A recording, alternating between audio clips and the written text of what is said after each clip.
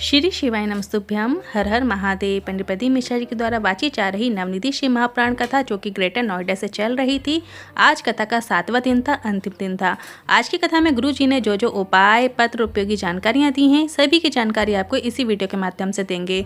किसी कारणवश यदि आपने आज की कथा नहीं सुनी है तो पूरी कथा का रसद आपको इस छोटे से वीडियो से प्राप्त हो जाएगा। साथ ही कल है 21 मार्च और दिन है मंगलवार का। इस दिन किया जाने वाला एक विशेष उपाय है, नौकरी प्राप्ति के लिए विशेष उपाय है। यदि आप बहुत टाइम से प्रयास कर रहे हैं, आपको नौकरी नहीं मिल पा रही है, तो इस उपाय को 5 मंगलवार आप जरूर करके देखिएगा। साथ ही आपके शीघ्र विवाह के लिए भी इस उपाय को किया जा सकता है और किसी कार्य में सफलता के लिए भी ये उपाय आप कर सकते हैं।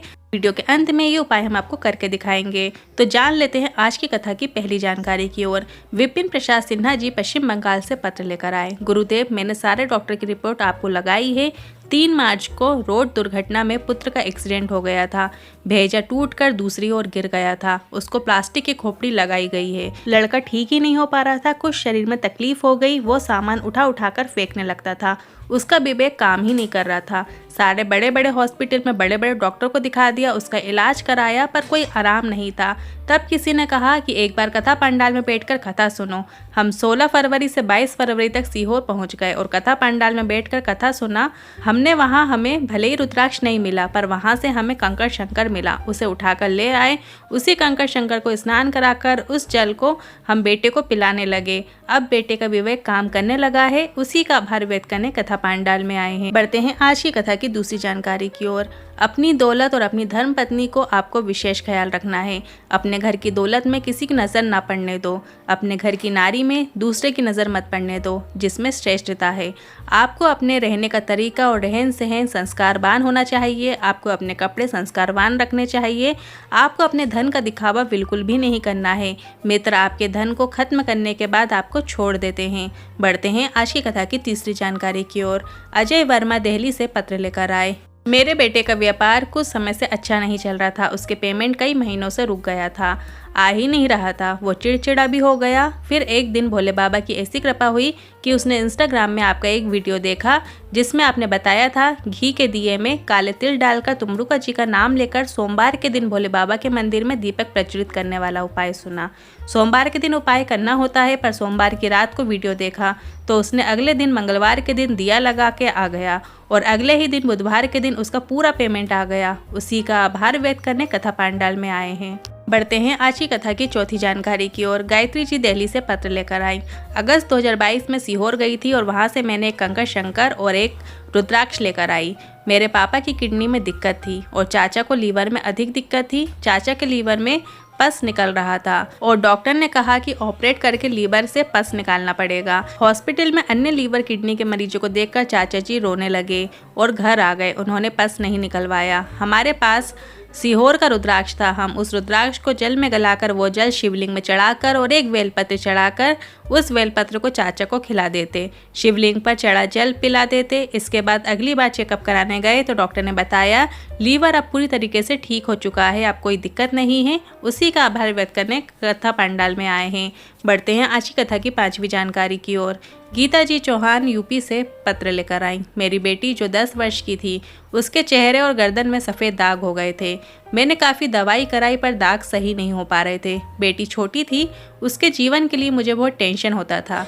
बेटी बड़ी होती चली गई, उसके दाग भी बढ़ते चले गए। खूब इलाज कराया पर कुछ नहीं हुआ। आपने लॉकडाउन में कथा करी थी तो उसमें आपने शूल टंकेश्वर महादेव का नाम लेकर जल शिवलिंग पर अर्पित करना होता है और थोड़ा सा जल प्राप्त करके उस जल का आचमन करना होता है और उस जल को पानी में डालकर स्नान करना होता है। वो मैंने किया। और आपने आंवले के वृक्ष के नीचे रात्रि में 11 बजे से 1 बजे के बीच में जो शूल टंकेश्वर महादेव का पूजन और अभिषेक करने को कहा था, वो भी मैंने किया। सारी दवाइयाँ मैंने छोड़ दी क्योंकि इतने वर्ष हो गए, कोई लाभ नहीं था। इसके बाद मैंने सब कुछ शूल टंकेश्वर महादेव के ऊपर छोड़ दिया। जल अपने शरीर में लगाती, चंद्र की रोशनी में बैठती और सिर्फ 15 ही दिन हुए थे कि मेरी बेटी का शरीर ठीक होने लग गया। उसी का आभार व्यक्त करने कथा पंडाल में आई हूँ। बढ़ते हैं आज की कथा की 6वीं जानकारी की ओर। गुरुजी ने कहा अगली कथा पंचपुष्प शिव महाप्राण कथा बहुत विशेष है, क्योंकि इस कथा में हम आपको बताएंगे कि भोलेनाथ की पूजन की थाली कैसे तैयार करनी चाहिए और कौन कौन से 5 पुष्प अर्पित करने से आपको क्या क्या प्राप्त होता है वो भी बताएंगे। ये कथा मध्य प्रदेश के कोटेश्वर में 24 मार्च से 28 मार्च तक होगी, जिसका समय दोपहर 2 बजे से 5 बजे तक होगा और इसका आनंद आप आस्था चैनल पर प्राप्त कर सकते हैं। बढ़ते हैं आज की कथा की 7वीं जानकारी की ओर। 4 अप्रैल से 10 अप्रैल 2023 तक उज्जैन में शिव महाप्राण की कथा होगी। सभी कथा सुनने उज्जैन महाकाल की नगरी में आएं और दिन में कथा सुने और सुबह शाम आप 84 महादेव के दर्शन करें, शिप्रा में स्नान करें, माँ सिद्धि के दर्शन करो, चिंतामन गणेश का दर्शन करो, काल भैरव के दर्शन करो, महाकाल बाबा के दर्शन करो। पूरे आनंद से अपने जीवन में सुख की प्राप्ति करें। बढ़ते हैं 8वें उपाय की तरफ। कल है 21 मार्च और दिन है मंगलवार का। जिन लोगों को नौकरी में परेशानी हो रही है, नौकरी की प्राप्ति नहीं हो रही है, नौकरी नहीं लग पा रही है, प्रमोशन नहीं हो पा रहा है, साथ ही आपका शीघ्र विवाह नहीं हो पा रहा है, आप बहुत समय से प्रयास कर रहे हैं, अच्छे रिश्ते आना बंद हो गए हैं, तो आप ये उपाय मंगलवार के दिन कर सकते हैं। इस उपाय को करने के लिए आपको एक धतूरे की आवश्यकता होगी। धतूरा आपको घर में लाना है, उसको फोड़ लेना है और उसके अंदर का जो फल है, भाग है, वो निकाल कर रख लेना है। फिर उस धतूरे के फल को आपको मंगलवार के दिन सुबह के समय शंकर भगवान के शिवलिंग पर श्री शिवाय नमस्तुभ्यं मंत्र के साथ अपनी कामना करते हुए अर्पित कर देना है। इसके बाद 1 लोटा जल श्री शिवाय नमस्तुभ्यं मंत्र के साथ शिवलिंग पर अर्पित कर दीजिएगा। आपकी जो भी कामना है आप महादेव से निवेदन कीजिएगा। और जो धतूरे का फल है, इसका जल आपको झेलना नहीं है, ना ही इस जल का आपको आचमन करना है, क्योंकि धतूरे का जो फल होता है वो विषैला होता है।